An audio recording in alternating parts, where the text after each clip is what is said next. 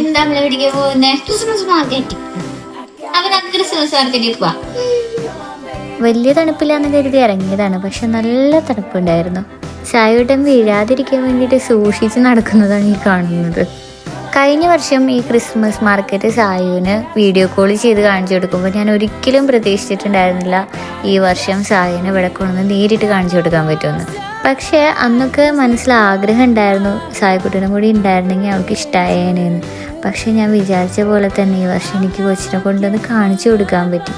Guys, ഞാൻ ഇത്രയ്ക്ക് പ്രതീക്ഷിച്ചില്ല. ക്രിസ്മസ് മാർക്കറ്റ് അടിപൊളിയായിരുന്നു ഗൈസ്. അവിടെ ഐസ് കൊണ്ട് ഉണ്ടാക്കിയ ഗ്ലാസും രൂപങ്ങളും കുറേ ഉണ്ടായിരുന്നു. അവിടെ കുറേ സ്റ്റോളുകൾ ഉണ്ടായിരുന്നു. എനിക്ക് ഏറ്റവും ഇഷ്ടപ്പെട്ട ക്രിസ്മസ് കുക്കി സ്റ്റോളാണ്. ലാറ്റ്വിയൻസിന്റെ പല ടൈപ്പുകൾ ഫുഡ് ഉണ്ടായിരുന്നു. ഞാൻ ആദ്യമായിട്ടാണ് ഇത്ര വലിയ ക്രിസ്മസ് മാർക്കറ്റ് കാണുന്നത്. അവിടെ വലിയ ക്രിസ്മസ് ട്രീ ഉണ്ടായിരുന്നു.